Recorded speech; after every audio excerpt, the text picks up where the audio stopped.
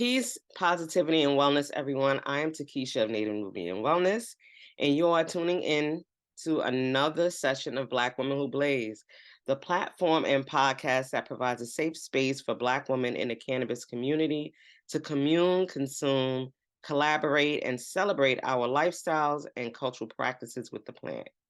Our purpose is to provide visibility for Black women in the cannabis industry as we document and highlight the work being done. So today I have 4 guests, 3 of whom have been featured within the past 2 seasons, with the exception of one sister for a panel discussion.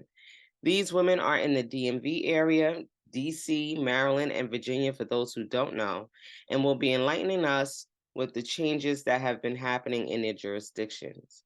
So before we get started, let me introduce or reintroduce Sharetta Scott, a dedicated nurse, wife, mother, and entrepreneur whose nursing career spans over 18 years in multiple disciplines in and out of the clinical setting. In 2019, she launched Cannabis Hemp'Notized, a CBD and hemp line of products. Seeing the need to pivot based on the laws in her state, she focused on integrative medicine and holistic health, which birthed BeeToxed in August of 2023. She runs and owns a thriving mom and pop mini mart with her family, while as a community organizer, she pays it forward by hosting an event for other entrepreneurs called the OneLove Fest 757. Thank you for joining us today, Sharetta. Did you want to say something? No? Okay. We are Thank you also for having joined. me here, Takesha. Thank you. You're welcome. We are also joined by a returning featured guest, LaWann Stribling, founder of Strib'ble District LLC, the award-winning Strib'ble Treats, homemade sweets as well. She is a wife, mother, and licensed daycare provider, making affordable childcare accessible in her community. As a holistic and mental health advocate, she founded Can a Woman Heal to assist other women and others healing from trauma.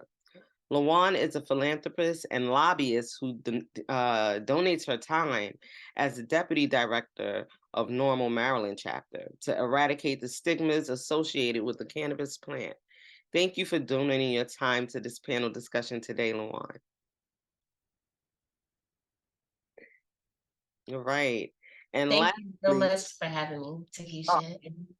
oh, thank you. I appreciate it. Gratitude. Lastly, but certainly not least, we have a dynamic duo, a 2-for-1 of sorts, joining the discussion today is the Cypha sisters. Rachel Selah of Cannabis for the Culture is a returning feature, and she is joined by her co-host of Cypha Sisters and the co-founder and CFO of Cannabis for the Culture, Malika Nia. This tag team is bringing holistic health to the community, with Rachel providing cannabis education and health coaching to pregnant and nursing mothers as the founder of Acho Talk Coaching and Doula Services. She provides full spectrum doula services, childbirth education, and lactation services in her area. Malika sought cannabis to find a natural way to cope with depression after losing a loved one. She is currently studying to become a therapist and will provide counseling services to veterans and individuals suffering from PTSD to teach them how to incorporate cannabis into their daily lives. Both ladies were born into cannabis before it was considered legacy, and cannabis consumers as well, and share their experiences on numerous topics on their YouTube show, Cypha Sisters, where Malika wears a mask to protect her peace and her privacy because freedom ain't free and not everyone has access to states with open access. Thank you, ladies, for joining me today. Ooh, I got through those intros, okay? Now I know how other people feel. All of the women have extensive bios, and for the sake of time, I had to shorten them. I trust that I did you justice. Feel free to add in anything you want to share within the conversation. And so let's get into it. All right. So, first question. As cannabis laws have shifted, more states and jurisdictions on the East Coast have went medicinal and some now recreational or adult use. How has access to the legal THC dominant products impacted your personal health, consumption, and business? So, who would like to take on that one?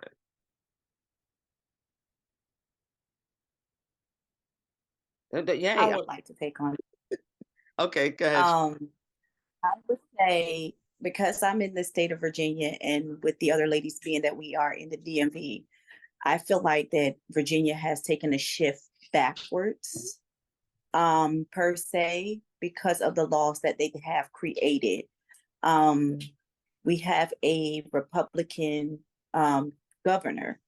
So with the Democratic governor, things and plans was into place where by a certain time, they were supposed to be where the adult use would be more of the recreational, where they can go to a retailer instead of having to go to the dispensaries.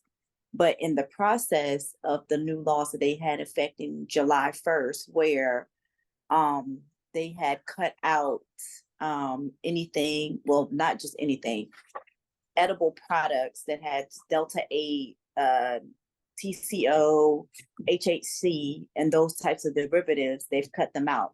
So like regular CBD gummy, just CBD gummies, period, you will not find them anywhere. But if you do find them, then they're selling them illegally. So they are going in, and these businesses that derived off of stuff like that, because we can't sell THC products, they have gone and fined them. So they've, like, it's $10,000 a day. And there's people who are literally uprooting their businesses, and they are leaving Virginia. And right now, currently, there is a actual case where two people are actually literally suing the governor of Virginia because of the law that was passed. So it has shifted, and that's what made me pivot my business more into integrative medicine and doing more of the plant medicine and herbs because of that. Wow, wow. Now, so what I'm hearing, and I will repeat the question. I just want to, actively listen, right? What I'm hearing is you're saying that access to THC dominant products has not been available in Virginia if it's not from a medical dispensary. So it's not, you haven't gone adult use retail yet. You haven't had any of those places open, but you have medical dispensaries that sell it. So you have to have a medicinal license in order to get plant derived THC derived from a plant. From the cannabis plant, right? The one they call, THC dominant. But you're saying the hemp laws have shifted. And that's happening everywhere because Connecticut has just done the same thing, where now you will need a license to sell any hemp derived THC product that's high in THC. You will not be able to in your CBD shop be able to sell Delta 8, hemp derived Delta 9, like you said, THCO, HHC, just without regulation. This is what they are now doing, which is changing hemp. And I understand because it created a loophole for people to have access to that, while other people had to go and get a medicinal license to have access to the one that the Delta 9 derived from cannabis. So I'm kind of on the fence with it. I don't like the way that it's rolled out because it's like, right, yeah, Indian give up. You said, okay, this is okay. And then when we find a way in order to get the type of medicine that we need, you want to roll it back, right? Because you really want to regulate and kind of really capitalize on that as well. So I'll repeat the question, and then I saw that you have your hand up, Rachel. All right, and so I said, as the cannabis laws have shifted, more states and jurisdictions on the East Coast have went medicinal and some now recreational adult use. How has access to the legal THC dominant products impacted your personal health, consumption, and business? Okay. So I have wanted to also just say something regarding what Sharetta said. And I guess I'm more of the belief that I'm happy that they're actually regulating these derived cannabinoids, since we don't know what the long-term effects will be. And you have people, all kinds of people having access to them, those products, and they don't know what the long-term ramifications are going to be. So on that side of it, I'm actually really happy that they're doing some type of regulation for those products. On the other side of it, I kind of understand why they like pull back on letting businesses have the recreational licensing, in that they were saying that there's only going to be a certain amount of licenses available, and the only people who are set up to receive those licenses based on what the criteria is already the businesses that are already established. So you got your your G Leaf, your this, your that, and they want to have the side that isn't the medicinal side, and they're set up to immediately take all the licensing from the people who are working towards getting, because you have to have so much in place as a small business, as an entrepreneur.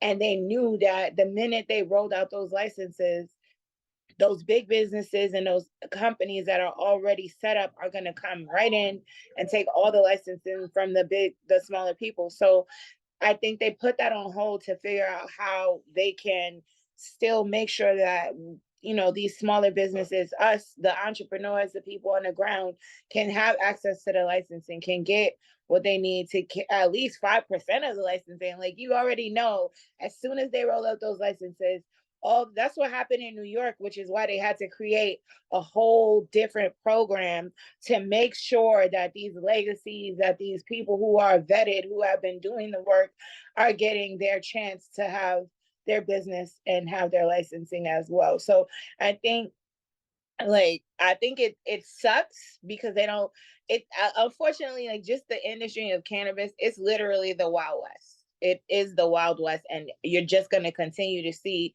as people come in, they make up what they can, they try to accommodate everybody, but it just seems like they really don't know what they're doing. And this is the long-term ramification of that. I don't have access to a medical card. I'm ashamed of that, because I should have my card by now. It just hasn't, because I have access to cannabis on the recreational side of growing my own plants and having access to people who grow their own plants. I'm more interested in that aspect of it versus going to a dispensary and pouring my resources and energy into that particular environment, when I have people who really love what they're doing, who are interested in the medicine of it, who are breeding plants and just having a good time. You want to support those people. So for me, I'm always trying to support those people versus pouring myself and my resources into a business that does not care about my wellness, because I'm not dispensaries. They don't care about the wellness of their customers at all. There's no systems in place to assist them with figuring out how to use the cannabis that's to benefit their bodies. It's just stoner mentality. And there's nothing wrong with being a stoner. Please never, I say this all the time because I don't want anybody to think that I have something against people who are stoners. Be a stoner if you want to be a stoner. For me, cannabis is medicine. It is my medicine. It's my medicine. It's my medicine. It's my medicine. I don't use it in any other way but as medicine. So, yeah. Right. I agree. And that's where the work that we do come in. That's why it is a need for cannabis health coaches, because, right, we found that there was no go between. There was nobody to show us and teach us, when you went to the dispensary, all these different products and all the way that things are extracted. I mean, and what's this, what's that? And then what do I use for what, and how much of it. So this is why, no, they don't, and they don't need to, because we got that covered. But yes, Malika, go ahead and and go ahead and share your point. You're muted. There we go. Boom. Okay. Good morning, sisters. You guys are looking fabulous on this Sunday, wonderful morning, right? Hope the sun is shining where you are, because it's dang sure shining over here. That's At fine. any rate, I wanted to piggyback on a couple of things. I love what Sister Sharetta was saying. Yes, you are right that they're taking away the small businesses' way to be able to sell their wares and products, and I get that. I know that there are some banking issues in place as well, where we've got to get this banking system on place or inset, and that's going to take federal regulation, unfortunately, you know? And so it's like, you know, the baby steps that Virginia has made, I have to say that even though I'm still pissed off at some of the things we can't do, Virginia is legal. We can legally smoke, we can legally enjoy, we can sit on our own porch, we can grow our stuff in our backyard. And this is the first state that started slavery. Let's think about that. You know what I'm saying? And so for it to come from that to where we are now, I am overjoyed. I go to other states in the South and I can't even have a spliff and it kills me. You know what I'm saying? I'm out there on business doing what I got to do and I can't even light up for fear I'm going to be arrested. The laws now in Virginia have been so accommodating that even if they pull you over and they smell cannabis in your car, they still can't arrest you unless you legally like sitting there while the cop is standing there. But outside of that, they walk past your car, they smell it, they can't arrest you. Virginia is doing so many trailblazing things. So I'm going to give shout out to Virginia and the people who put the laws in place prior to Governor Youngkin coming in, because we knew he was going to come in and do some shit, right? We already knew it was going to be a cluster mess as soon as dude got in the office. But that's okay. That's why we got to utilize our right to vote. That's why we got to start at the grassroots and get people out there to tell the people that are in these positions what we, the people, want. You know what I'm saying? And back to what my sister was saying about those social equity programs, I piggyback that 250% because they don't have any programs in place for people who are small business, Black women, Black men, that people of minority backgrounds that are able to come in and start a business and be successful at that, right? They set people up, right? They told you it was cool to go ahead and sell the THC and then they come and they raid you. That's a setup. It was a complete setup and they knew they was going to do that stuff. That's why from here on out, we get our lines in order. We follow the judicial process. We get involved in NORML. We get involved in all these other organizations that are out there that are trying to put us in the forefront and put cannabis in the forefront and stop criminalizing it. Right now, in every other state, it's so criminalized that it doesn't, where it's not medicinal or not regulated. It's criminalized as if it's something that you're doing, like you're literally taking a gun to somebody's head and about to blow their brains out if you hand them a joint. This is ridiculous. It's a plant, for God's sake. And I think we all agree on all of that, right? But on the flip side, like, I just love the things that Virginia is doing. I love the strides that Virginia has made thus far. We've got a long way to go. But so do the other states, California, Colorado, all those other places in California. Oregon actually was one of the first, but those states, they're still finding out that there are still hurdles in the path and there are still things that they've got to get into in order to decriminalize it. Because even in California now, there's a guy sitting in jail and his stuff is legal in California, but the feds didn't think so. So they came in, they raided his stuff, they stole his money. And this is happening all over the country. So until we can get these lawmakers to understand, because they smoking in their backyards too. Let's not fake it. Lawyers smoke it, doctors smoke it, everybody smokes it that knows the true medical benefits of it. And so as soon as we start to decriminalize it and make it a little more accommodating for everybody, I think we'll be doing a lot better. I just wanted to piggyback on what the lady said. I think those were some beautiful statements. You guys have a blessed day. I'm enjoying this conversation. Thank you for that. I appreciate that. And yes, jump right on in there, LaWann. Okay, so the thing is, I've advocated so hard for the plant to be legalized here in Maryland, and even, going into, the fight for freedom in the federal level too. But for Maryland, it's like, I'm so happy that we're able to grow our own because, that's what we're going to do, right? For people who understand plant medicine, that's what you're going to do. So that part is a plus for Marylanders all over. My issue is how they have it set up for the social equity programs. So I advocated so much for this to be for people who look like us, but when you get the paperwork and you see the guidelines, it's not really helpful for people who look like me.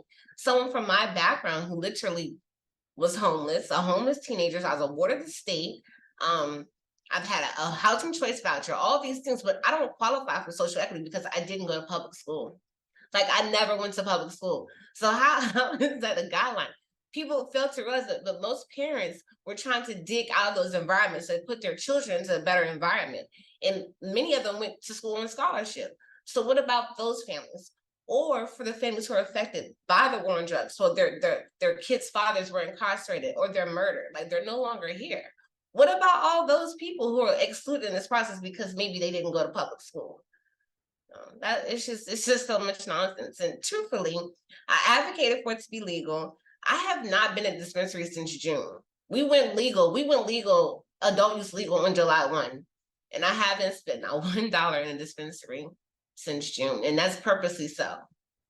I know that's right, because that's what we advocate with our dollars, right? That it is what it is. So, I agree, especially if they're in your communities, if they're not making an impact, okay, you're siphoning the dollars out, we're not seeing a return. It's like, no, it's like every other business that comes into our community and builds theirs up and tears ours down, so instead, like you said, Rachel, to keep it cycling and keep that Black economy going by, continuing with the people that and trust, that have been doing this for many, many years, okay, and to provide the medicine that you need. And I'm glad Sorry, I didn't want to cut you off. I just wanted to say something because it's really important. What you said about these dispensaries being in our communities. I live 2 blocks from J-Leaf, 2 blocks on the south side of Richmond by J-Leaf. They do no type of community outreach. They do no type, they don't do nothing. And I'm just I'm so sick of them. I can't even begin, because their people come take up parking by our houses, all types of elements around the area. This is this is a neighborhood where people live, and y'all didn't come into the community. Hey, let's plant some more trees, because our neighborhood is there's like a temperature zone, and our neighborhood is a hotbed because there's not enough trees. And you would think G-Leaf would be like, okay, let me plant some trees up and down this block. You know what I'm saying? Like some type of, and I've even reached out on multiple occasions to ask, like, what's up with y'all? Why y'all in this community and y'all not doing no type of outreach, no type of nothing? Have not gotten any feedback. And so, like I said, this is why for me, you're not getting nothing out of me. Nothing. I'm sorry, I agree with you so much on that. And why I do it that way is because, when we had this dispensary that literally is walking distance from my house before I moved, and, I was so wonderful, it was there, and they were all about the community support, right? But as soon as Maryland started to talk about going adult use legal, they're like, oh, we don't do any more community sponsorships. You can't come in here and do pop-ups to sell your CBD products. Like, they cut all that out. I'm like, okay, so y'all gonna act like that? Well, y'all gonna deserve my dollars. And that's what, started off for me. But people have to be mindful, like in every aspect of things you do. If they're not there for you in the community, then why are you there supporting them? Like, real talk. And this goes societal things too. Right. I'm not here for the community. Why are you supporting them? Agreed. And, this is definitely a big conversation for, us as Black women to have, because oftentimes within the family, we're handling the finances, whether you're a single mom or a wife or what have you, you are distributing the finances for the family. And so we know, that, hey, if my dollar is not going to be impactful in the way that it's returning or showing some reciprocity, then we need to not support it. And this goes to, not just dispensaries, but every industry and every product, I to the point where, what are you willing to sacrifice for, for yourself? For me, I cut my hair off when I realized that I was in the beauty industry, and I would not be able to open up a Black hair care spot because of the Korean takeover. And so at that point, well, y'all not gonna get $1, and I'll be bald before I go in there and get y'all products. So, just having taken that stance, and if we can do it collectively, because we shift the culture, So we can do it collectively. We can make some definitely, impactful and lasting changes. And, I want to segue right into social equity because we started to speak about that. And so what does that look like in your area? You spoke to it in Maryland, you spoke to it in Virginia somewhat, but access, when you spoke to it as well, it's the access to the resources in order to participate in the licensing process that I'm finding that are difficult. Okay, yeah, you're right. Medicinal dispensaries are already set up to turn hybrid or decide they want to just go full adult use. No, they shouldn't have first dibs if they have not been impacting the community or also mentoring some folks from the community that want to be involved. So if I don't see you having training programs and teaching other entrepreneurs that want to be involved to get involved in the space, and this is how it goes, then you shouldn't have first access. And so I am a strong believer that social equity should be first in line. But what does social equity truly look like for us? And forget about what they say it is, because how are y'all making laws about social equity and you haven't even come into the communities that have been impacted by prohibition and assess the needs of our community before you roll it out? Like, that's the confusing thing for me. And I'm watching social equity here in Connecticut and also participated in the accelerator program, helping the licensees get through it here in Connecticut. So I'm hearing their stories of what's missing. So for your area in the DMV area, what does it truly look like ideally? What do they need to fix? Okay, well, for Maryland, since we're opening up first round in November, so they have 1 month to apply in this time frame, but there's like a preliminary application period that you can to fill out some information for, but you have to like have an organizational plan. So I'm saying things like an organizational plan. Issues in me, like I'm just trying to be a processor. What do I need an organizational plan for? Like, but I mean, I know how I run my stuff, but it's no one else doing what I'm doing but me. So I don't feel how is that a need. But on side of that, the only reason that I do apply in social equity is because my husband, he went to public school and he also lived in a disenfranchised area. I haven't lived in a disenfranchised area for the last 10 years. So many people are being excluded, right? So even for the businesses who don't qualify for social equity, they can come in and they have to pay a $5,000 application fee. So here we go talking about the money. Who has $5,000 just sitting around? Like, real talk. I'm like, come on now. It's just nonsense to me. So that's why I'm like taking my stance and still fighting through, my channel. It's like, hey, we have to pay attention to what's really happening here. We can't be happy with this bill. So we need to fight and let the people know that we're not happy with this bill. Yes, I agree. The fees are ridiculous. Here, Connecticut had a $3 million fee for the cultivation. Right. And so social equity, you got a discount basically. So that's what social equity really became, a discount on the fees. Like it didn't really, and in order to qualify for that discount, you had to be from an area proportionally impacted by the war on drugs, right? You had to live in it. You couldn't make, first of all, if you couldn't make over $100,000, where you getting $3 million? So now you do have to bring in, so now you do have to bring in somebody, to finance you, but then that opens the door for predatory partnerships. Okay, so it's just like, what is really happening here? So yeah, I'll shut up and let you go ahead and speak to it, Sharetta. Yeah, well, social equity here in Virginia, and with Rachel being in Richmond, so she's close to me. I'm down here in Hampton Roads, so we're close in the vicinity. So being in Virginia, we've seen a lot of strange things. We've seen where they've had people who own hydroponic places and they're doing pop-ups, and then these pop-ups are getting raided by the feds, not the state of Virginia, the DEA and all of that and everything like that. We've even had a actual place where I'm not going to disclose this person, but this person was in a big, big place in Portsmouth.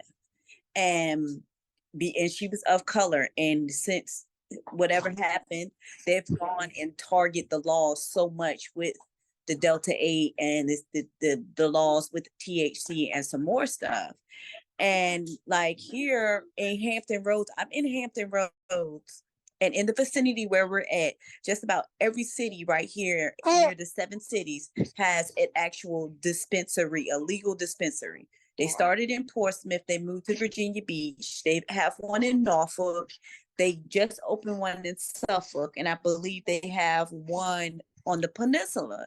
So these dispensaries are really taking over, but they're in target areas that don't make sense. They put them in the hood. And I'm like, okay, but then in order for you to go and even to be a dispensary or to go in, you have to give money. And this money is non-refundable. If you don't get chose, you don't get this money back. And so that's, we do have some groups here that are speaking up for the injustice, like what is it, the one or something like that. But I feel like it's not enough, especially being in the area that we are, because I knew that when they legalized us to actually have it medicinal and you be able to do adult use in Virginia, they were going to put another little tricky law that if you're caught with a bud in your car, you'll get a DUI. So then Virginia has a hard tough laws on DUI. So it's just like there is a round of everything. And then with the dispensaries, I've even checked the price. And I'm like, who the hell is going to pay $110 for it? Like, y'all lost your mind. Then you want to talk bad about the legacy market, So I'm just like, okay. So socially, my thing is I try to educate people, because there is a lot of fear mongering that is being pushed around here with saying, oh, be careful because the weed that you're getting from the legacy market is laced with fentanyl. But me as a nurse, I'm like, well, how is this fentanyl getting out here? Because when I had to get fentanyl as a nurse, it was 2 nurses that had to write off. So y'all are getting this from the pharmacies or somebody big. So tell me if it's being infiltrated in the street by the government, because I really find it hard to believe that fentanyl is that easy to get. So that's how I feel about it, socially. Socially, it's like we need to figure out what's going on, come together as people. And sometimes as people, we can't come together because we're too jealous of what the other person is doing. But that's not the case. We're all trying to do one thing, and that's make this market and use it for the purpose it is, for healing purposes. Whether you sell edibles or not, or I sell whatever, we are component where we're doing something for the community. And I feel like in Virginia, there is not a lot of people doing it for the community. They're doing it to fatten their pockets. Yeah, I agree. I mean, you touched on a couple of things as well. And like you said, the access to social equity for medicinal dispensaries never happened. You get what I'm saying? So we never were able to get in on the medicinal side, but y'all want to let us in on the adult use as if that's what we consume it for, but y'all don't consume it medicinally. No, I'm seeing a brother go through some issues now in Alabama trying to get licensing as a medicinal producer, a cultivator, and he already, he set himself up, got a hemp farm, and, so got ready, but they did the okie doke and the run around, and they continue to do that. And, to me, social equity should have been rolled out at that level as well. Okay. To which you could have been a medicinal operator while the state got prepared for adult use, because now the adult use market is just like really smothering the medicinal market. Once adult use happens, it's like, forget it. Now that's all it's about. And so Malika, I want to give you a chance to share on that question, and then we'll move on to the next. You're muted, sis. Unmuted. All right. Yeah, I mean, and when you asked the question, I was going to ask, where is it? It's non-existent, especially in the state of Virginia. I know it doesn't exist, What they were looking for is they were looking for a $10,000 deposit just to get through the process. That wasn't even, so even if you made the process, you still were no guarantee if you was gonna get your 10 grand back or not. Nobody got 10 grand laying around just to be doing that, right? That's a car, that's kids in school, that's feeding your family, that's just taking care of a household, that's paying bills, you know? And another thing that they were looking at is a couple of things where they proposed a social equity program. You had to go to a HBCU or something of that. You had, so there, which I don't knock, but a lot of HBCUs are not public schools, right? And so what about the people that went to public schools? Those people are immediately excluded, or you had to live in a disenfranchised area. So they were really narrowing it so that they could pick like these specific people, maybe the top of the HBCUs, to put into these places, you know, our leaders to put into these places to take over and kind of be our voice again. They're initially putting our voice in front of us instead of us choosing our own voice, you know, and that's where I found it frustrating. It's so hard to get money, and it's so hard to get any backing as a small Black business, as a small business in this industry alone. It is extremely hard.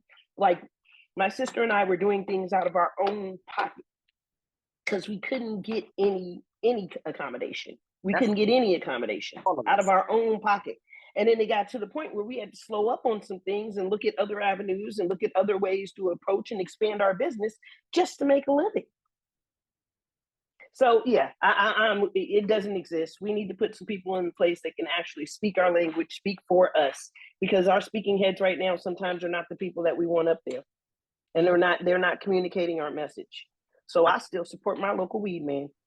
Right, that's right. Support your local weed man, free the weed man. And I think like a big problem is that once again it goes to the fact that these legislators, these people who are within the industry, don't consider the Black person, don't consider us, the Black cannabis consumer, as your archetypal consumer. Like when I was getting really into figuring out what we wanted to do, we were doing research on Black cannabis consumers, the nature of their consumption, things of that nature.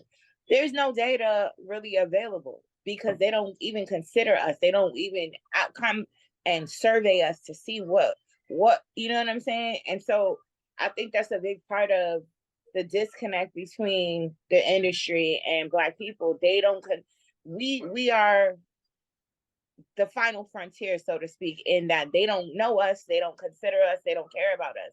And so we're us sisters in this panel, us who are doing the work, are considering us, considering our people as consumers and making the way, collecting the data, getting it together. And I hope that we don't stop, you know, because I think that's really a big component of what's missing, the consideration of the Black cannabis consumer.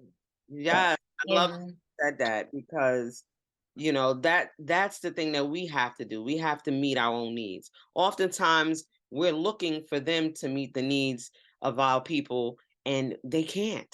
We have to meet our needs, and we have to go to each other for that. And unfortunately, they criminalize everything we do to where that hinders us. And then if you don't criminalize it, you create these huge barriers in order for us to be in business and practice, you know, follow the laws to the letter. Okay, but then your laws are unjust. And what do they say about unjust laws? You break them. That's it. That's the righteousness of it. If you want to walk a righteous life, if the law is unjust, you have to break it. It is what it is. And oftentimes we know because, right, we see what incarceration is. Incarceration is another form of slavery. And why should we be enslaved for consuming medicine, teaching people about the medicine and giving them access? And if you don't want to give access to my people, then I will. Okay. But they're going to try to put all the barriers up for you not to be able to participate the way they want to, because they want to control. Let's be clear about what it is. Okay. Did you want to say something, LaWann? I do. So what I also experienced with this, it's, you know, how we're speaking, you know, because I talk about how I abused cannabis in the past, you know, so people in this space, in this area, they don't want to hear me talking about that. Like, I literally have been shunned out of places because, what are you talking about? We could be addicted to this. I'm like, look, I'm just like, you know what it is, okay? This is my experience. This is Black Devil, but I'm letting you know you can use it still and be healing, right? Because that's all I see is now as medicine. But before I thought it was medicine, but I was using it as a crutch. But we don't want to talk about that. We have to get around those fears to understand what true healing is, right? Like you're not gonna get past it if you're afraid to confront it at all. Right. And speaking of that, look, girl, you rolling right on into the questions, right? You segueing right on in. And so the underlying theme in all of your bios that I read is the holistic application of cannabis, right? So share one way that you apply this in your personal care and how often.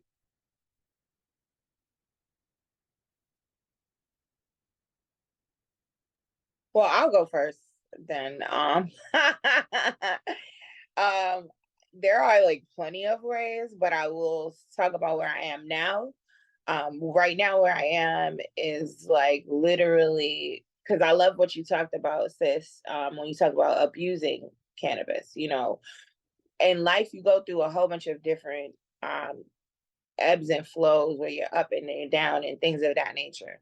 And for me, I'm trying my best to be conscious of how I'm incorporating my cannabis when I'm in these different seasons in my life. So I'm in a season where I'm very busy right now, and just my plate is heaping, like heaping full right now. And normally that would mess with my spirit and my countenance, so I would be depressed or whatever have you. And I find that I just discovered I'm not someone who likes to be high, and I'm using the term high like feel the jubilance, the giggle of it, the laughter of it, you know, those other aspects of when you consume THC. I'm not somebody who likes to have those type of feelings when I'm not feeling good. So like, you know, some people use cannabis if they're depressed, they think it will help them feel better. That's not me. It isn't something, it doesn't work for me that way. And I had to realize that. And so because I'm in this space of like being very with a heaping plate, it can mess with my countenance and stuff like that.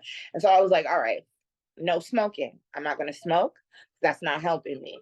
I'm not going to, I usually will have my refreshers because I like my cannabis to be like consumed like by eating it, ingesting it. I'm stepping away from smoking because skin and lungs, I need them things to be top notch. So in that regard, I would be like, all right, I'm going to have honey in my coffee in the morning, and because I wanted to feel good for the whole day. Right now, that is not the space that I'm in. The space that I'm in is I just need to be able to go to bed and sleep through the night. So now that's what I do. My cannabis is specifically for when I come home from work. I have different infusions. So it's either I put a little butter in my food or I drink a cup of tea, or you know what I'm saying? But it's specifically for me to go to sleep and sleep through the night without constantly waking up. Because as a mom, eventually, because you constantly have been waking up in the middle of the night, your body is now trained to be that way. And if you don't force yourself to sleep through the night, you're not going to sleep through the night. So that's what I'm doing. That's how I'm using my cannabis, literally for me to be able to sleep through the night and stay asleep and wake up with feeling rested. So yeah, that's it.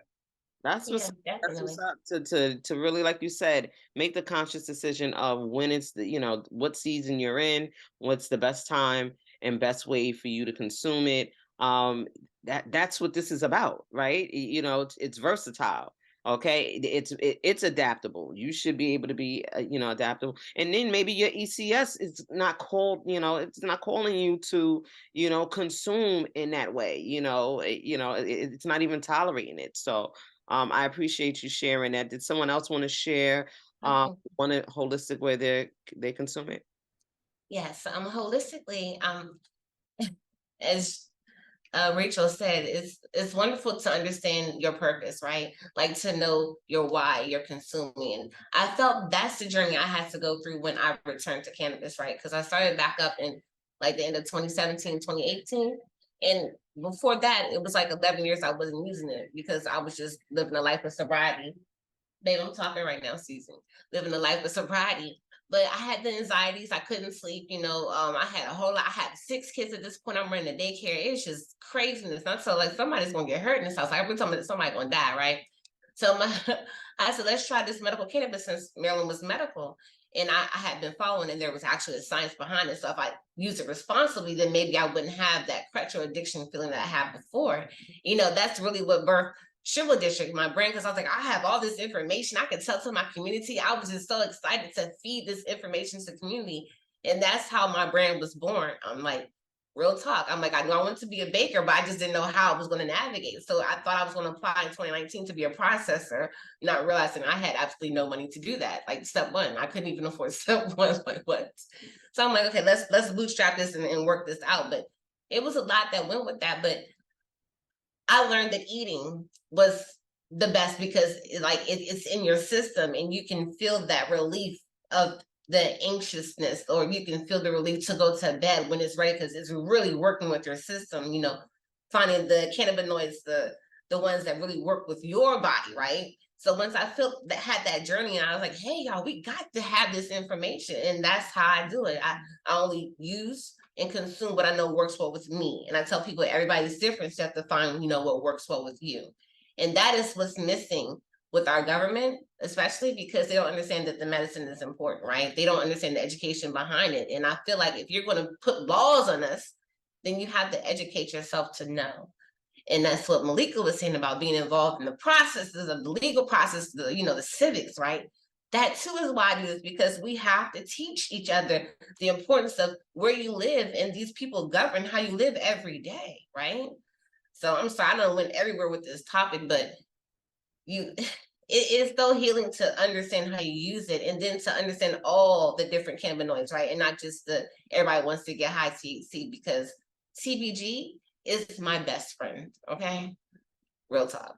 Yes, and I agree. Once you get the education, should have been rolled out first and foremost, before you tried to make it accessible. Everybody was using what they was using anyway, but before you made it accessible medicinally, educate the public.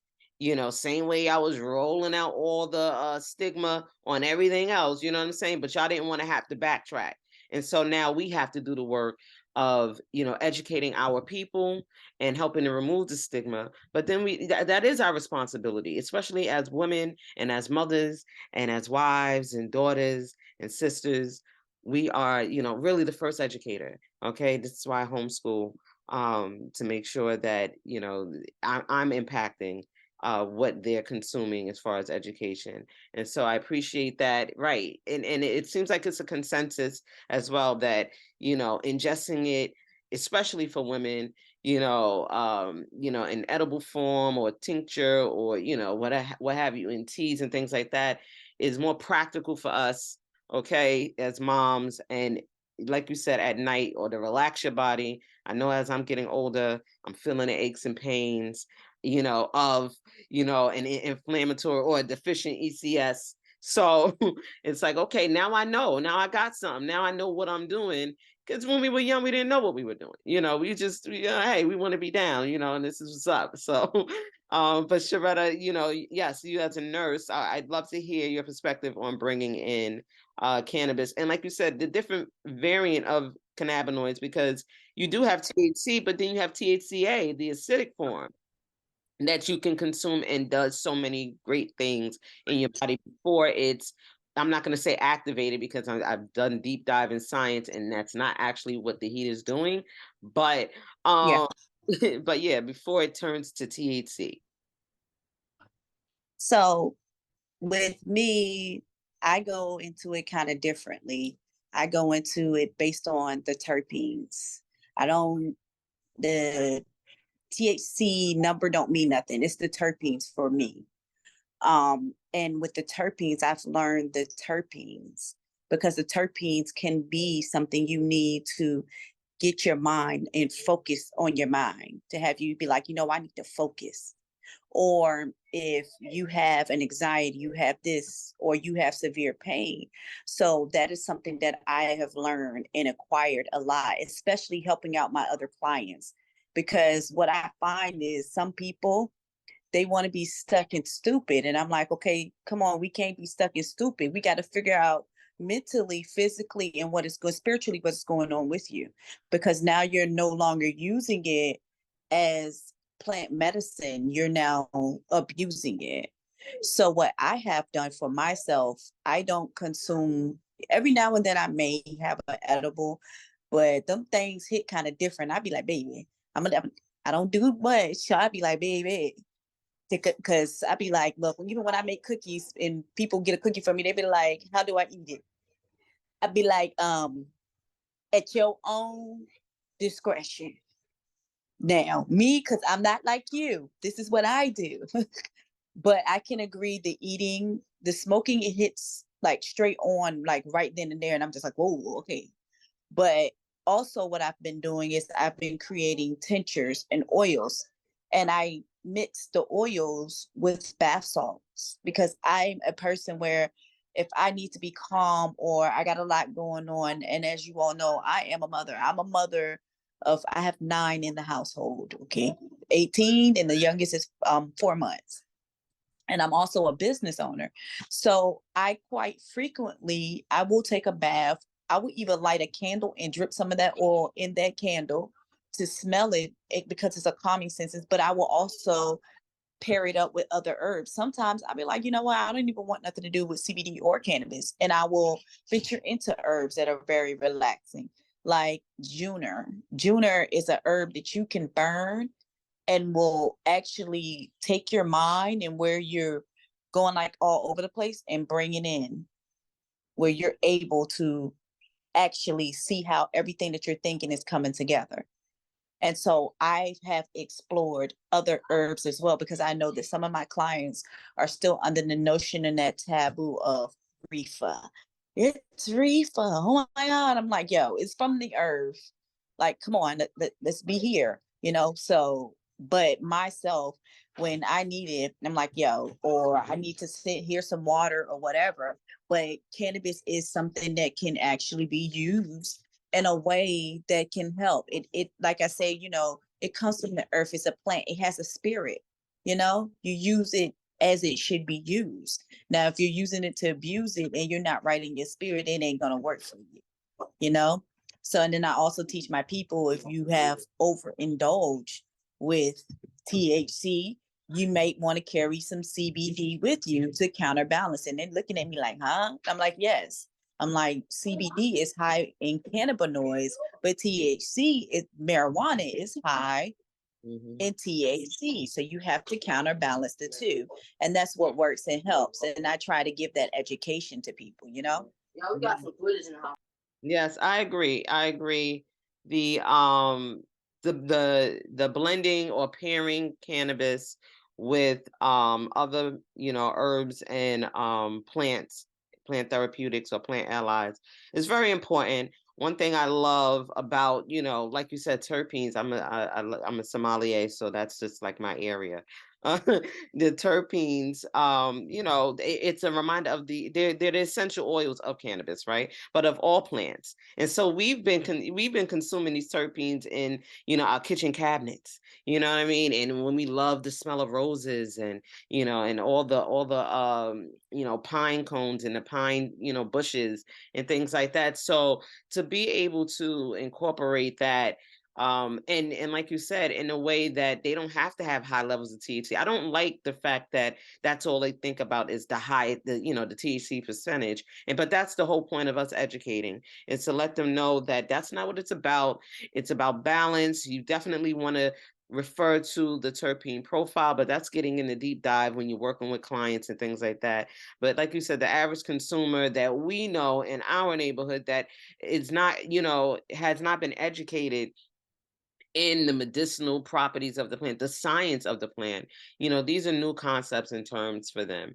And so, yeah, to let them know that, you know, hey, that same smell that you love, that, you know, that's limonene, that you love in lemon, that's limonene, you know. And, you know, you can also have that in cooking, in your lemon pepper, you know, asparagus or whatever it is you want.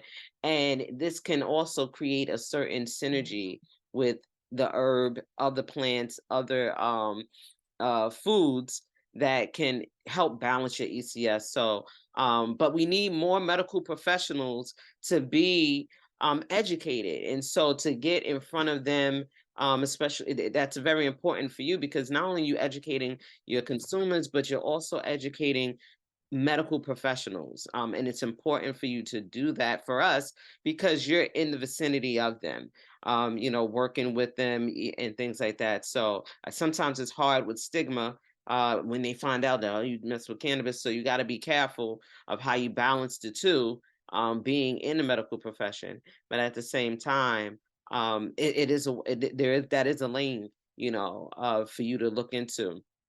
And so I wanted to segue. Well, Okay. Not to interrupt you, but I did want to say this as far as the stigma for cannabis nurses, there's no longer a stigma.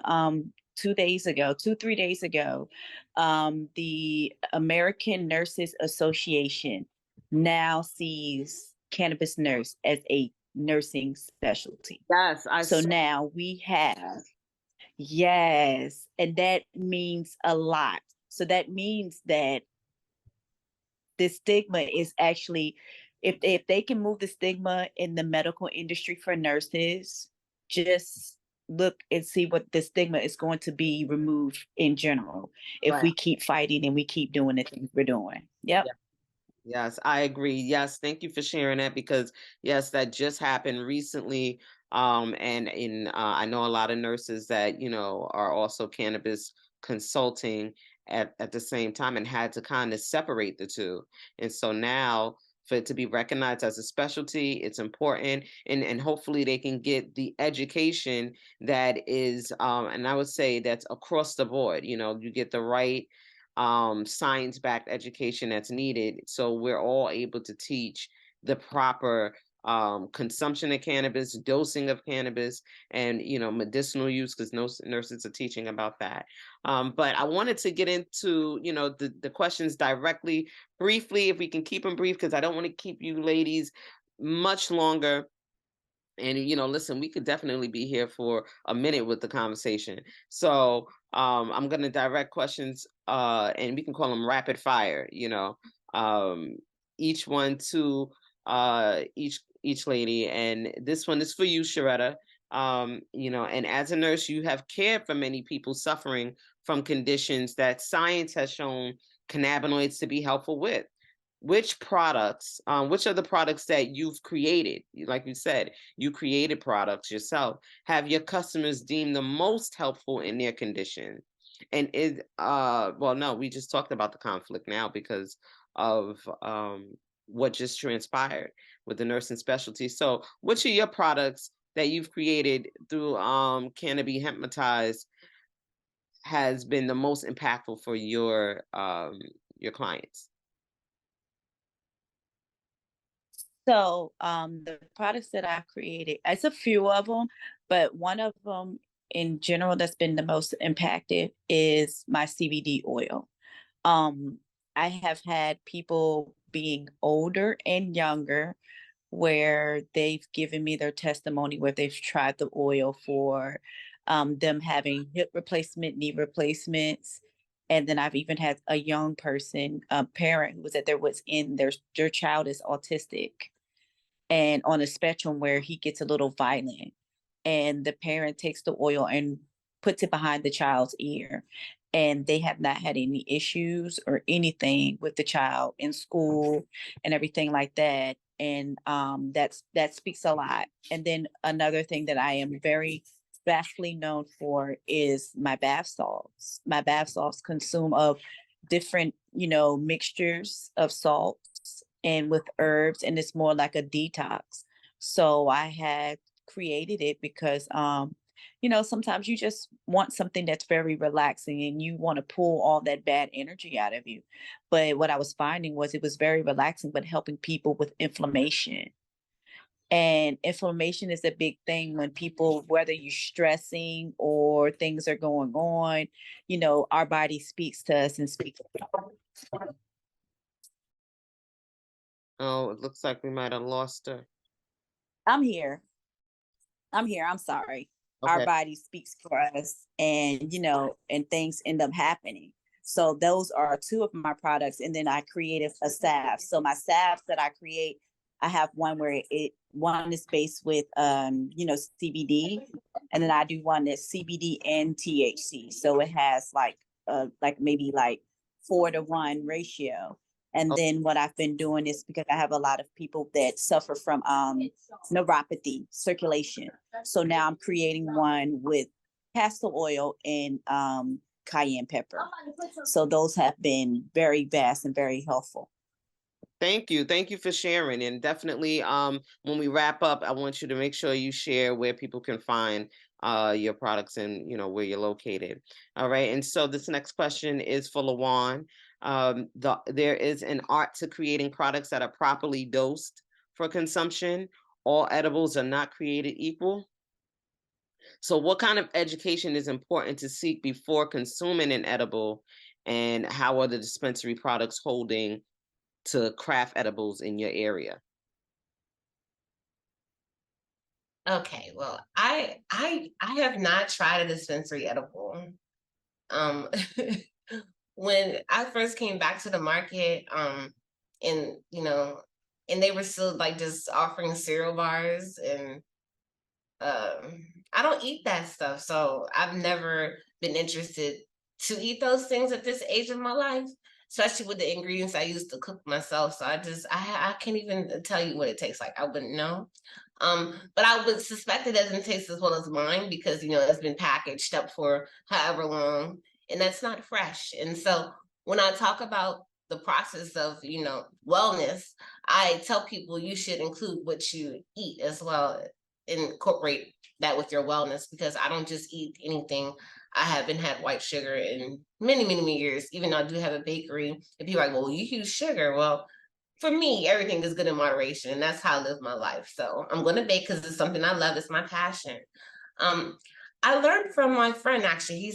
He's passed away now. He was a chef in cannabis space, and he taught me, because he asked me to make a pie for him, because he knew that my desserts were amazing, and this is when I'm getting back into infusion. So my very first order was an infused pie from him. So I asked him about well, how do I do the dosing? So he taught me about dosing, because I figured that's very important. Coming into cannabis, I didn't want to be too high. I don't want people to be stuck on stupid, stoned, and stuff like that, because I don't look at it for that anymore.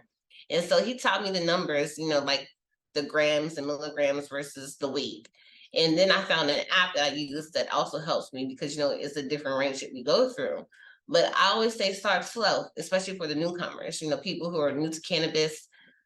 Everybody's like, oh, just go and get this. And people are just putting anything in their food. And I'm like, you shouldn't do that, and don't trust anyone who does that, right? Ask some specific questions. How much is in there? Well, what do they use? Especially people who exactly know what they want in their meds, use that product. So it's important to ask these questions and start slow always, because you never know where you're going to go, right? So I tell people to take like a small bite out of like maybe a 50 milligram cookie, right? Start there, and that way you can always climb, right? But if you start high, then how will you know to differentiate the difference? And then you're going to have a bad experience, and you just don't want to feel that way. I know when I came back into it, someone gave me a pill that was like a 25 milligram, but to me, it was much higher than a 25 milligram, because I couldn't even make it from my computer to the kitchen to pour my son a glass of milk. Like, I was literally holding on to things to guide myself through. I don't want anyone to have that feeling. So I tell people it's very important to know who you're dealing with, like who you're growing, also know who's making your stuff too. Thank you for that, because that's definitely, my approach is sourcing. And then, for me, like you said, I feel like craft, just like craft cannabis, craft edibles are better than dispensary, obviously, because most of them are processed. And if you are, moving away from processed food, especially dealing with wellness, you want to make sure that you can have the type of ingredients that will be beneficial, right? Along with your cannabis. And dosing is everything. Like you said, start low, go slow. And for me, I'm more of a micro serving, so I can't just eat one cookie if I'm gonna have a cookie, so I don't need it to be 50 milligrams. Like, and I'm not gonna nibble on a cookie. So I need you, you know, if I'm gonna have 50 milligrams, it should at least be 5 cookies, right? And listen, if 50 milligrams, you can make that, you know, you can make that 10 cookies for me.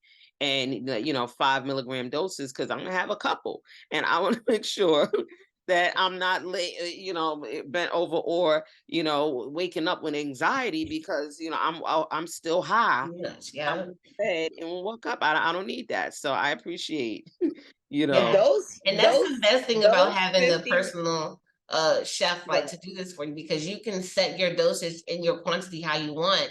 And these products, I mean, fresh products will last in your freezer for up to 6 months or more. Like, it's a real thing, and I think people should really be conscious about that. Agreed. and Did you? those like dispensary like big cookies and those big chocolate bars, they all taste nasty. Like they have this weird bitter aftertaste to them. That's why I stopped eating all of those things. I was like, yo, this is nasty. Like I thought I was gonna actually enjoy it.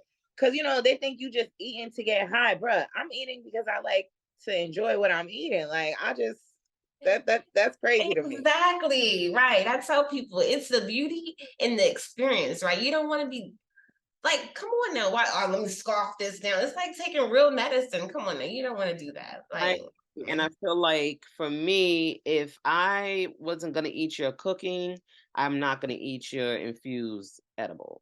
Let's be clear. So now that, you know, everybody want to throw something in there and be like, I make edibles, but you don't even know how to cook, or I never, you know.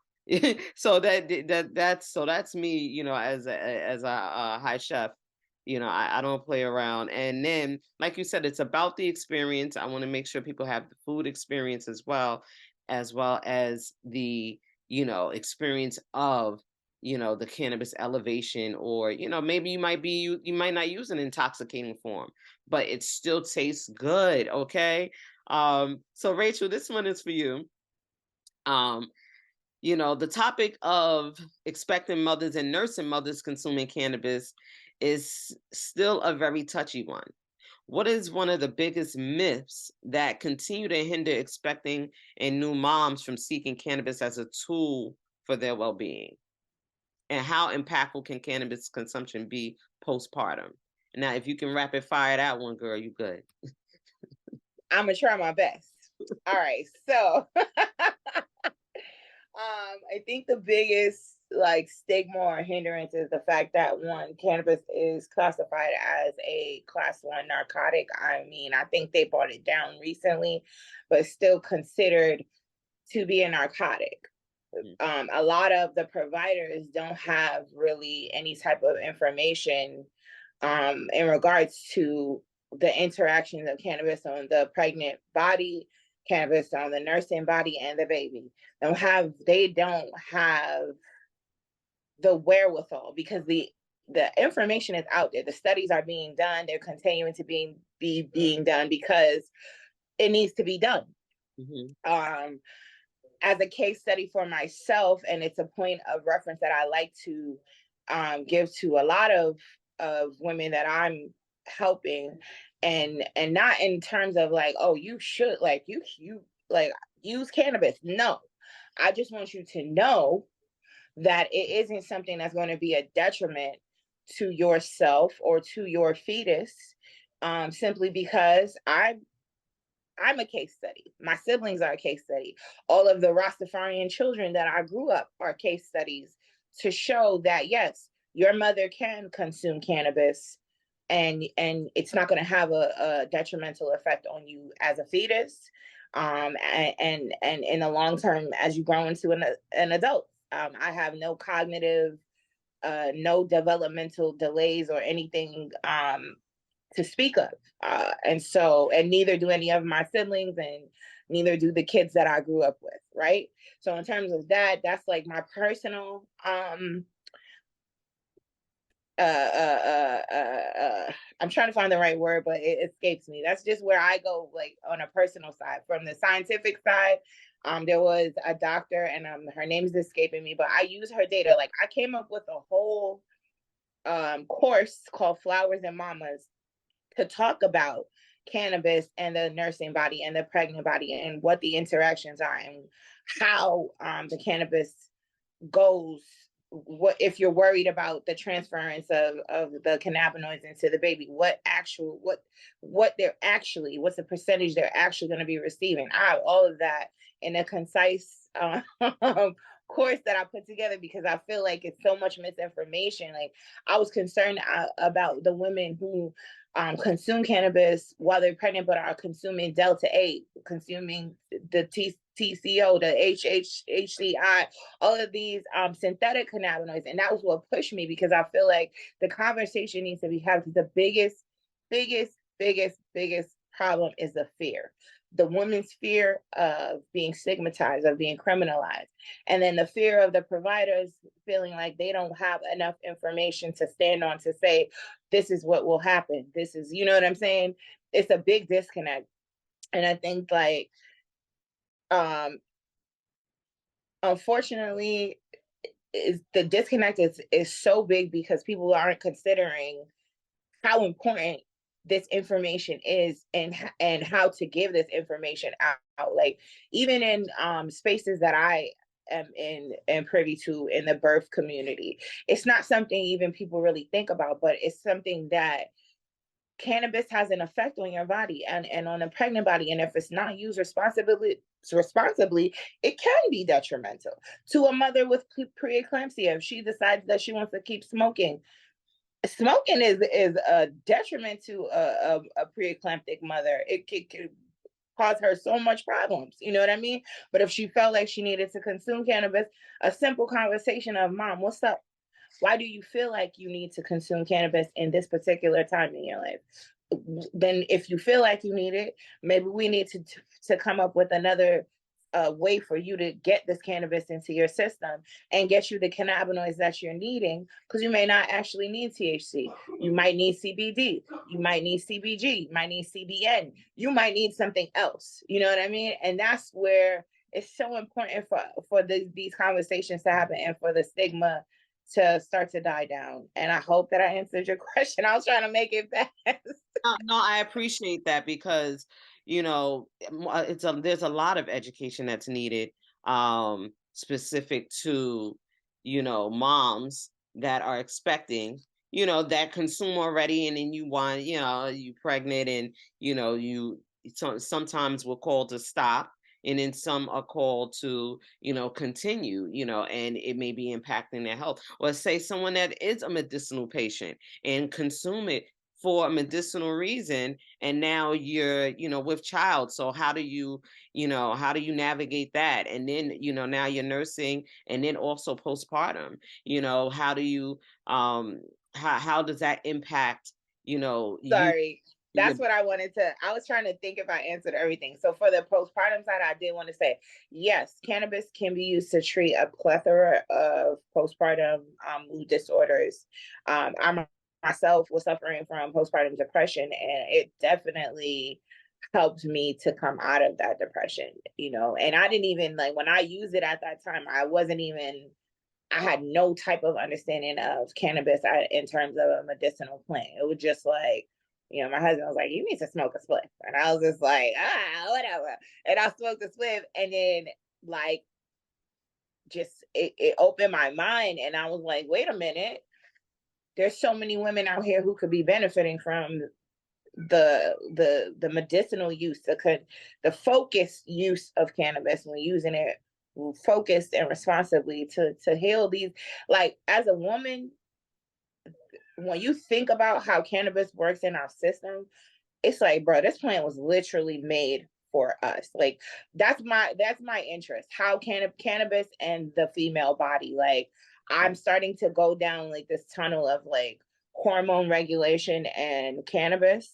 And like it's I love it. Like, I'm so, like, it's insane, the amount of benefits and the amount of knowledge. And it's like, why does no one else care about this?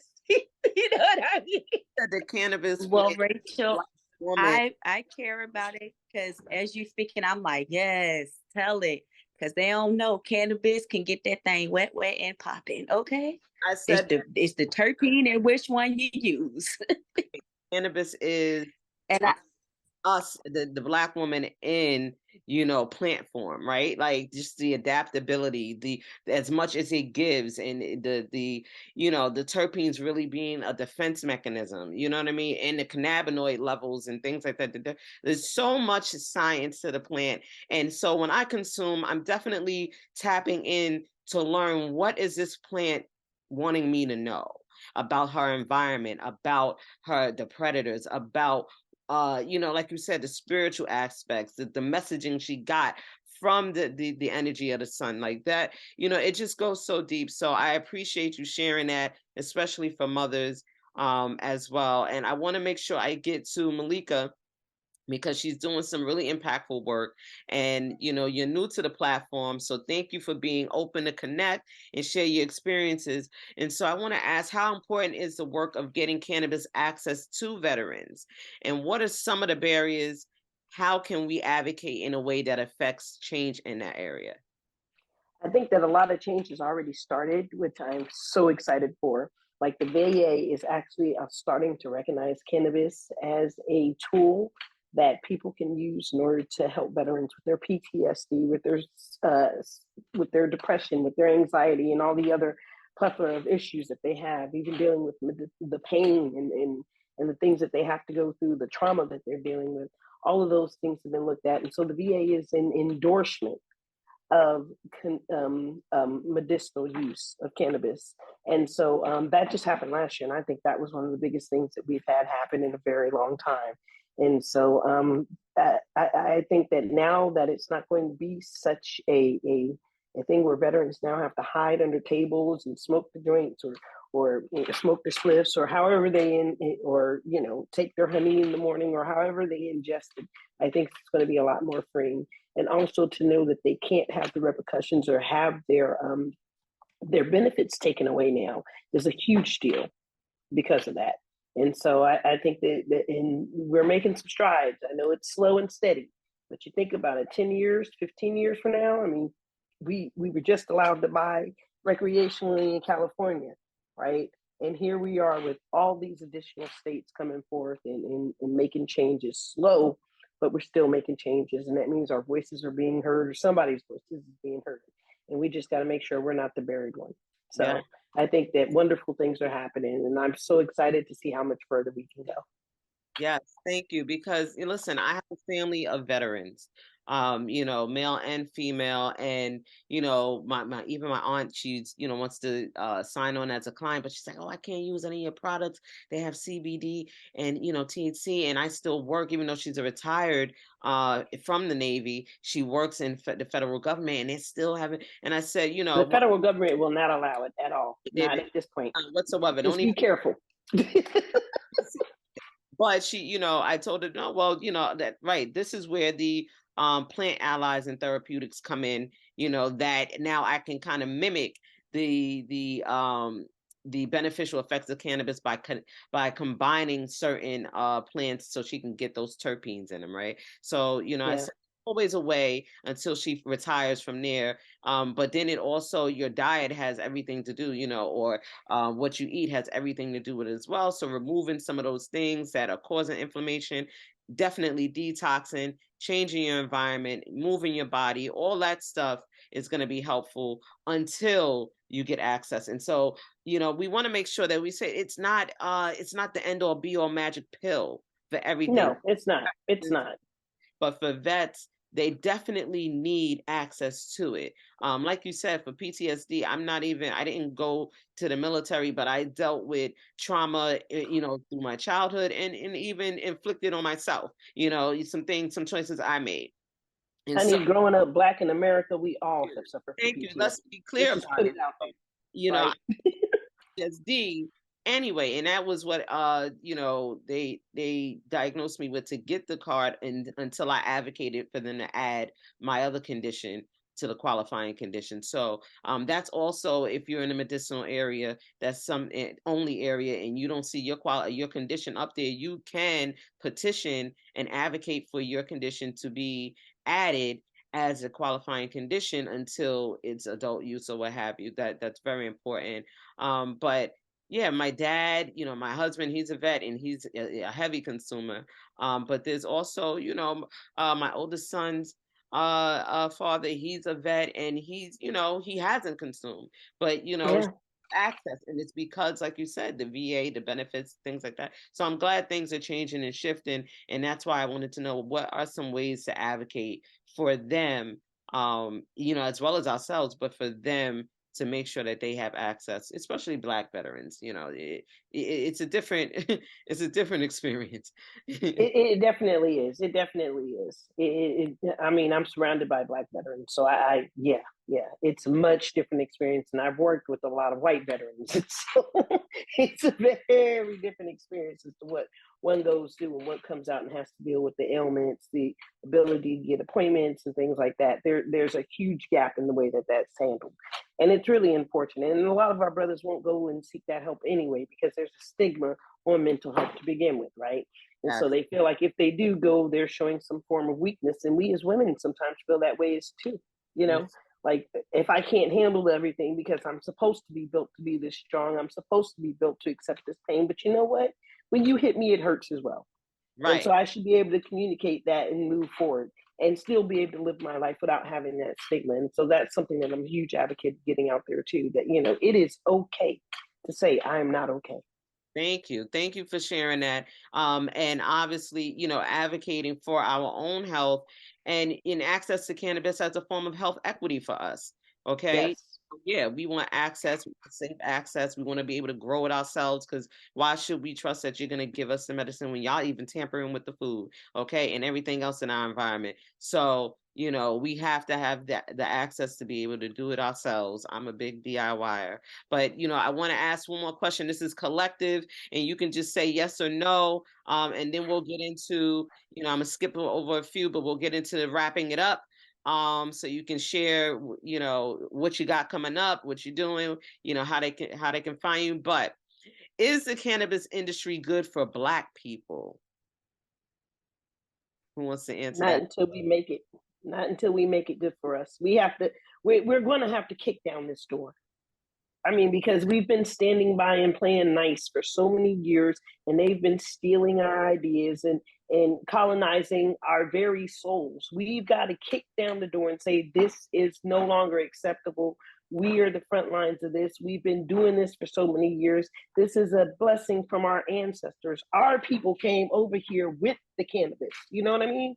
This is something that we came with. So let us take the lead on this so you don't fuck it up. Excuse me. Right. So you don't muck it up. And like I said, we got to kick down the doors. Kaboom. Guess who stepped in the room? We here. Yes. Here, we're not going nowhere. And the fact that we have been heavily penalized, incarcerated, families torn apart. Like we've been playing nice. Okay. Families torn apart, communities destroyed. Access to education, access to proper health care, access disproportionate education, as you said, all of that. Yeah. Right. Agricultural, like this, we can go so far with this, okay? That no, y'all playing. This is my reparations. Yeah.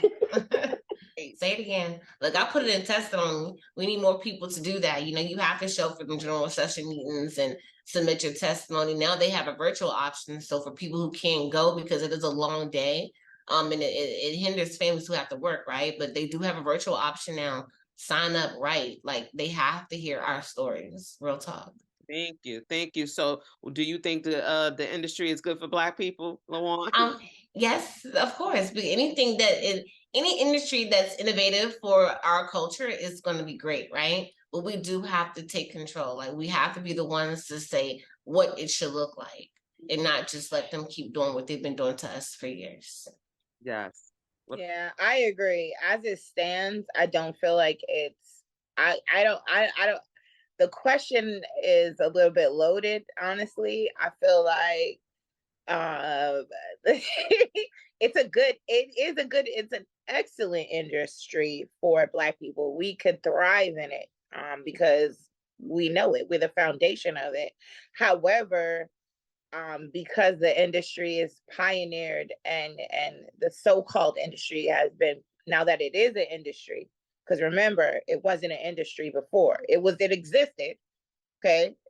our parents, Malika and I, our parents, our dad was a grower. We could, if you like, we could show you pictures of trees, the trees that he grew that were taller than him. So we know what we're doing in these spaces. We don't need training. We don't need education because we have it. We're the educators. And what we need is a space to be that. The space for people to have a seat. Okay, have several seats, because these people go to these indigenous spaces, these spaces where this is the culture, and learn, and then come back and become and say they're the teachers. But there's a piece that's always missing when this type of person goes into a space where they co-opt a culture and come back and bring it for mass consumption. The component that misses is the soul of the practice. And the soul of the practice is in the people, and the people are the ones that should be teaching it. And I stand by that 100%. Is I know, no matter the culture, it's not just a specific to Black culture. I'm saying specifically to any culture. When white people go out, find something that they think is cool and kitschy, and then they come and bring it back for mass consumption and mass production.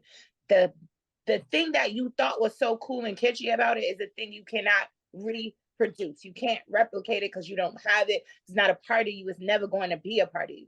You feel me? So the industry got to change, and the only way that it's going to change is for the people who are talking the loudest to shut up and have some seats, and let the people who been doing the work, been in the people who are doing the work aren't the people who are talking. You know what I'm saying? Right. So it's like, that's what the problem is. If the people who need to shut up just shut up, everything will be crisp. Like, that's really what it is.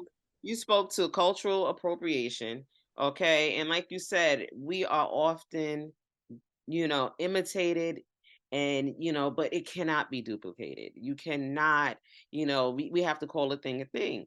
And so, like you said, I spoke to this in a room, a clubhouse room. Is it good? Is the industry good for Black? The community, the plant is great for Black people.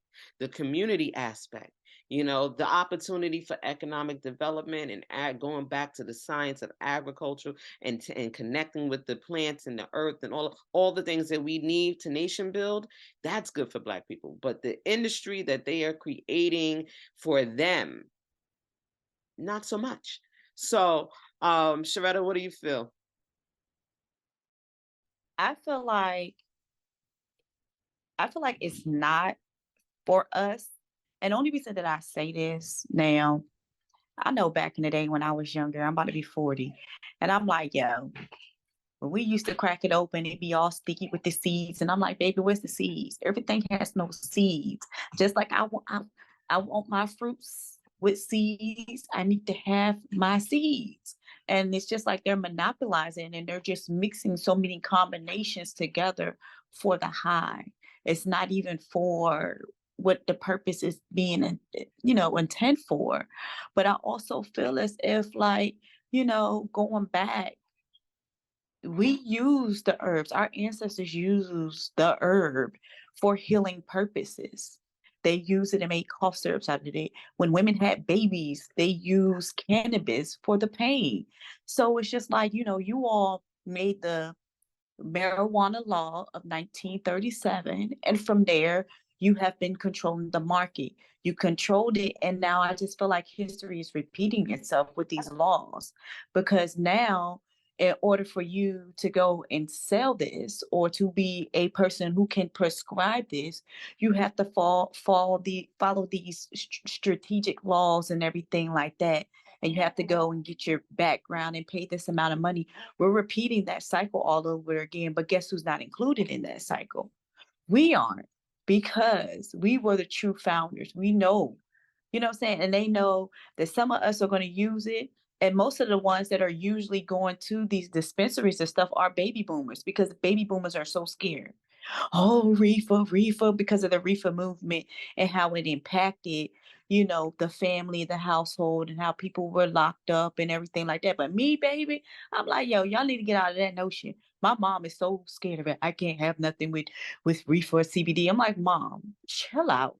I got another option. I know you don't want it, but I can use other herbs. But then I have, people secretly coming to me like, ooh, but don't tell nobody. I asked you. I'm not going to tell nobody. I'm glad that, you were able to come to me, but it's just a market where, you know, especially here in Virginia where, they have all these pop-ups, but the main ones that are getting busted in look like us.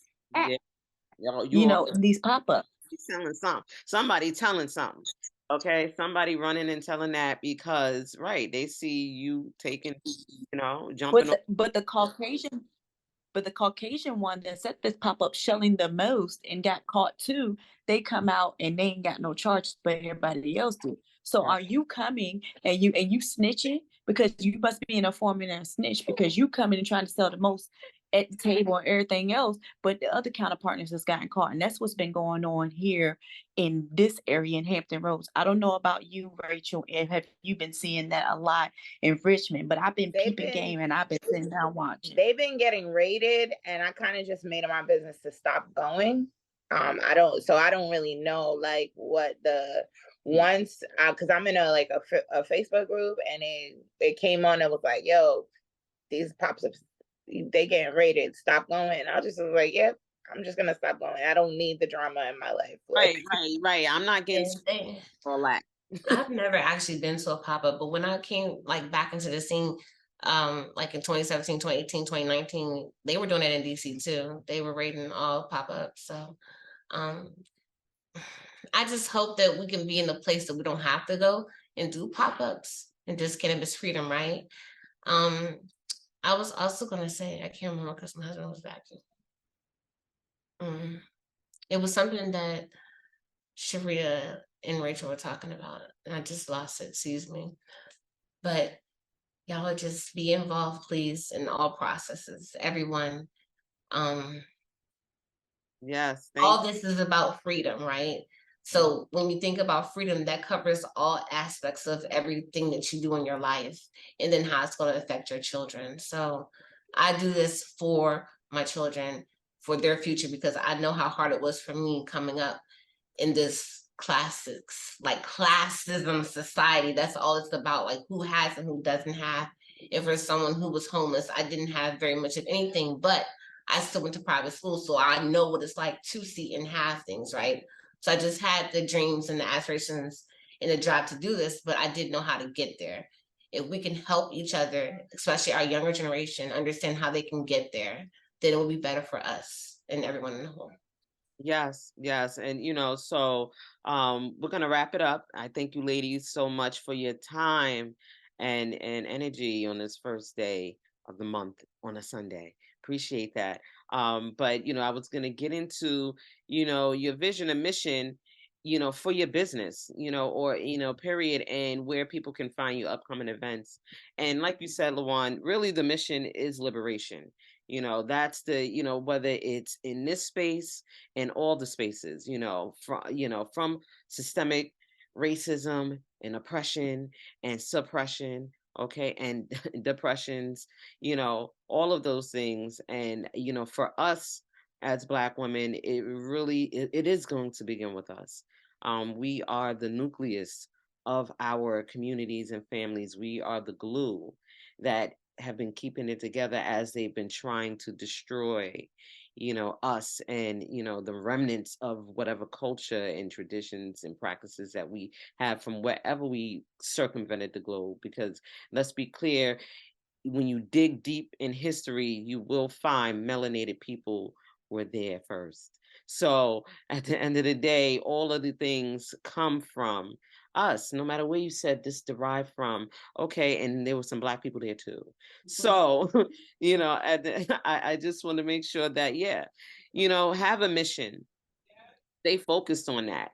And the next event I'll be having, along with other features and upcoming panels and things like that, is my annual January 1st Cannabis and Create Vision Board. So be sure to check that out. It'll be on the 1st of January. And this is how I kind of, I would say, create the the plans and the desires for the things that wind up unfolding each year, which I'm shocked by every single year. So I appreciate you ladies again, your time. Like I said, let's stay in touch, let's stay connected, share information. And you ladies are in the same area, so when those conferences come, show up and show out. You know what I mean? Get together and make sure, like you say, your voices are heard and you make an impact. So I'm going to start with you, Sharetta, to give us your mission and how do you want to make an impact, and if you have any upcoming events, how can people access you and your business? Sure. So basically, my mission, the first part of my mission is all about education. I say education is awareness, because a lot of times people do not use or know about products because they fail to educate themselves. They may be on a notion or an assumption of something or sorts. And I like, my impact is basically to allow them to understand that you can move away from the pharmaceutical industry and you can come into what we call the holistic herbal, integrative medicine industry, and be okay with it, and have the confidence to tell your provider that, no, I don't want to do that.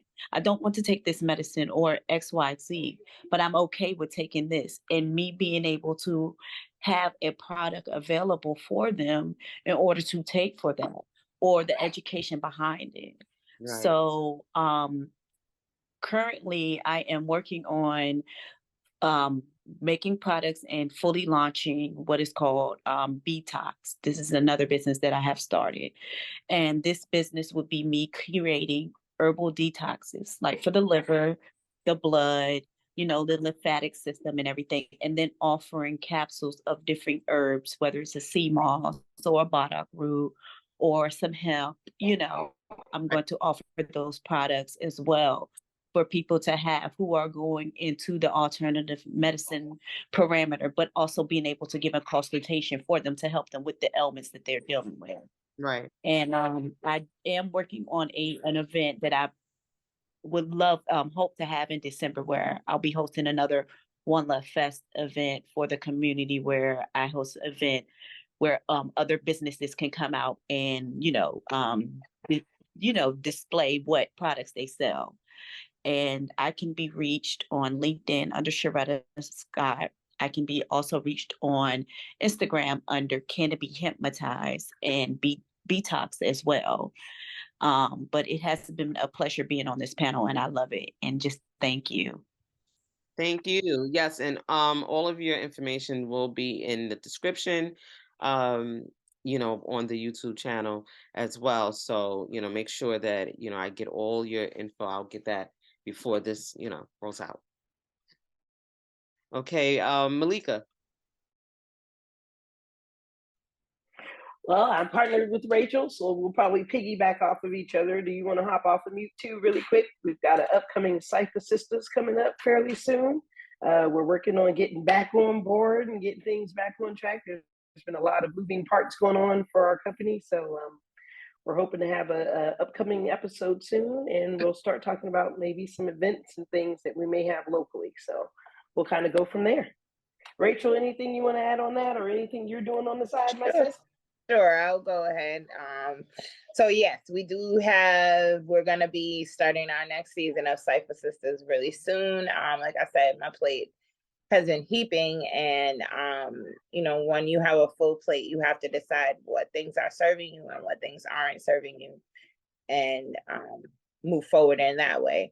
And so for me, I decided that I would like to continue to be in the space of cannabis, but I'm not going to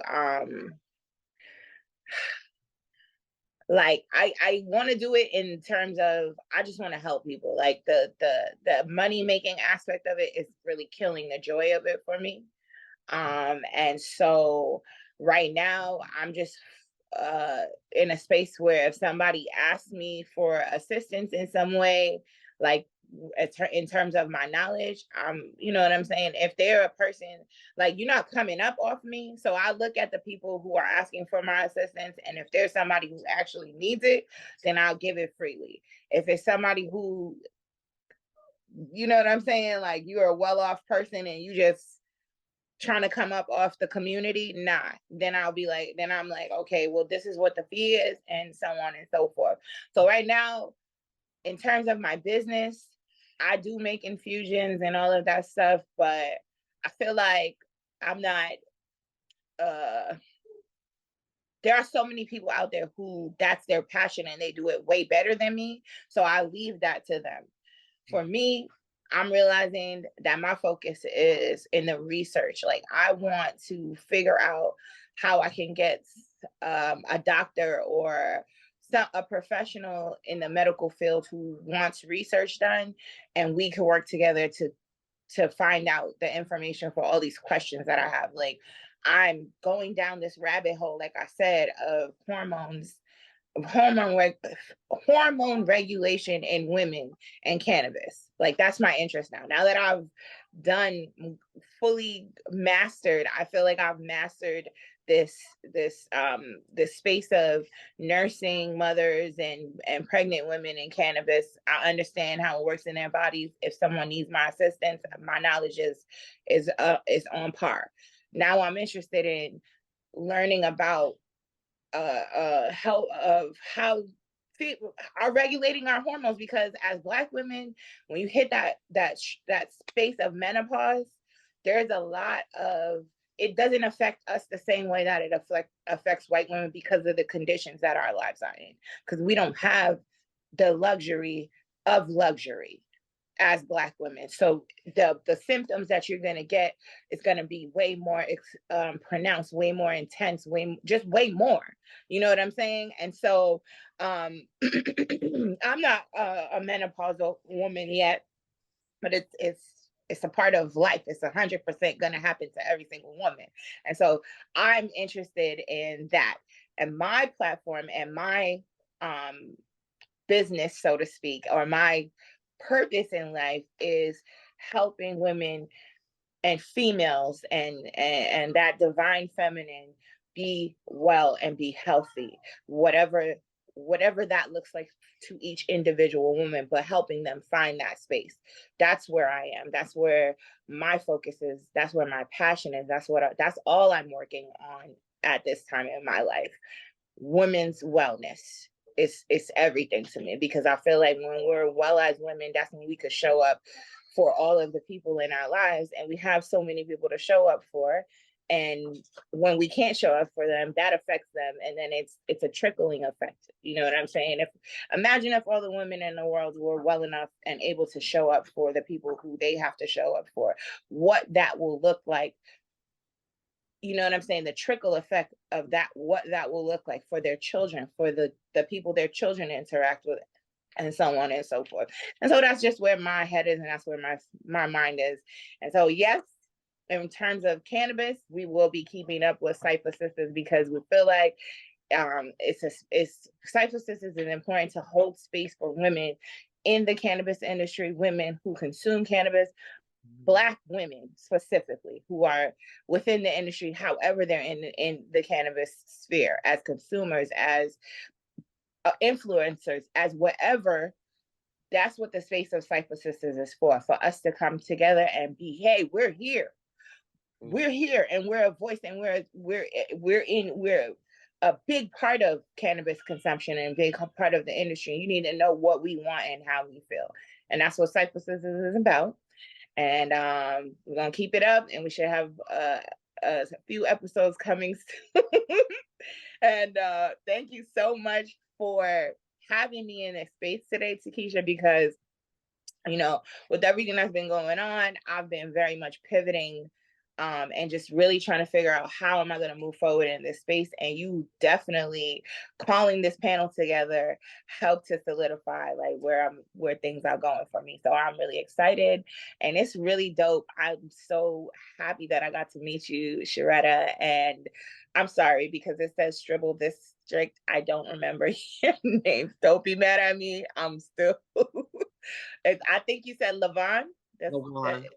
LaWann, yes. It's really nice to meet all of you guys, and I'm gonna be quiet now. It's LaWann with a W. LaWann. I'm sorry, LaWann. It's lovely to meet you, sis. Thank you. Thank you. Do you want to go ahead, or you want me to go ahead? No, it's your turn. Okay, thank you so much. I appreciate that. And this panel has been wonderful. So thank you, Takesha. You're always wonderful with your ideas. So just keep it going, because we have to do this for our families. And I mean, I'm just gonna piggyback on, you know, what your vision is, Rachel. That is exactly what mine was back in 2018 when I started this journey into Strib'ble District LLC. You know, because I didn't have the capital, I couldn't afford to do the processing license for step one in 2019. So I came in as a cottage food business. But with being a cottage food business, the state of Maryland said that I couldn't use cannabis and also use food. So I had to separate my brand out, which was, you know, just supposed to be for overall healing, knowing your why, and, you know, just how you can know your worth beyond societal teachings, right? So I had to separate the Strib'ble District down, and that's how Strib'ble Treats was born and Cann'A Woman Heal was born. So Cann'A Woman Heal was created because it is my personal journey. It's my life journey from, you know, my childhood, once I can remember, all the way through where I am today, and just sharing the process of what I had to do with going through the traumas and overcoming my traumas, overcoming homelessness, overcoming sadness and years of depression, and realizing that we as women are the foundations for our home, right? And if I'm not wealthy, then my family is not going to be wealthy. So that is why I'm doing it. And then when I found out, you know, the science behind cannabis, is like, hold on, we can really do this cannabis thing, because I had already told my doctors back in 2008 I wasn't using any more of those opiates, because I was nursing my daughter, cracking up laughing watching this movie, realizing that I'm high, but I've already gone through the whole sobriety process. So why are you giving me something making me more high, and then I'm giving it to my child? So, you know, that journey for me started back in 2008. So I just feel like I have many, many years of true experiences, you know, not from nursing or any kind of schooling, but just from my life journey. And I feel like that is important for me to share. And that's why I do what I'm doing today as Cann'A Woman Heal. Talking about depression, sadness, talking about true happiness, you know, how you can find that place to really be happy, because it's important for you to be happy, to move forward in life, period. There's no way getting around it. You can fake it all you want, but you're still going to come back to that same sadness. So once we can realize that, and I can help people understand that you can really live this life, then I feel like everyone around you will benefit, including your children and your spouse or whoever it is that you have around you. So I do have an upcoming event. Actually, I had postponed it to Tuesday, because we just moved to a new place, and this is a lot of ripping around going on over on my end. And so I have a Cann'A Woman Heal session coming up on Tuesday evening at 8:30 p.m. It's virtual. It's going to be online. I have free tickets. I also have a donation ticket. So, you know, you can pick which one you want to do. But if you're ready to have a true conversation about what depression looks like in Black women, and really, really ready to take that step forward for true healing, then I encourage everyone to, you know, just sign up and come. Aside from that, I'm still doing my advocacy work for freedoms, cannabis freedom, decriminalization, descheduling, full descheduling. And I have my market stand in Greenbelt every other Sunday. So that's what I do. I have a bakery that I'm growing from the ground up, in cannabis business, wellness, apothecary. It's all one thing to me, but, you know, the government says I couldn't have it as one. So Right. Yes. I mean, look, and that's what we have to do. Oftentimes, compartmentalize the things that we do. We have to separate. We can't, you know, all because of systemic oppression, you know, and suppression, you know. So it's like, you know, unfortunately, things like having to wear a mask, you know, literally, or when we present in certain places, we no longer want to have to do that. And so this is what this platform is for. So you do not have to. You can definitely come here. It's a safe space, consume if you feel the need to, communicate, connect, and celebrate each other, you know, in a real way, you know, support each other in a real way, show up for events that we're having.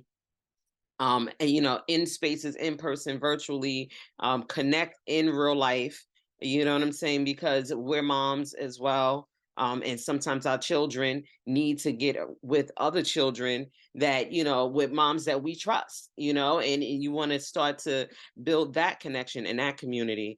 So I appreciate everyone's time and energy and pouring into this panel discussion, especially from the perspective of living in the DMV area. And you guys are all, you know, voices that need to be heard in that space, you know, along with the sisters. There's other sisters there. I couldn't get everyone because we just would have been here for a long time, even longer. But I thank you again. Be sure to subscribe to the YouTube channel, follow Black Women Who Blaze on all podcast streaming platforms. There's so much more to come. As I can, you know, like you said, my plate is full, and so I try not to leave this platform behind, because this is where I get fueled and supported as well. And again, if you want to see all my offerings at Native Nubian Wellness, which is, you know, about being wellness unlocked, you know, and supreme wellness, and what that looks like for us in a space where, you know, especially in the US and globally, where we are dealing with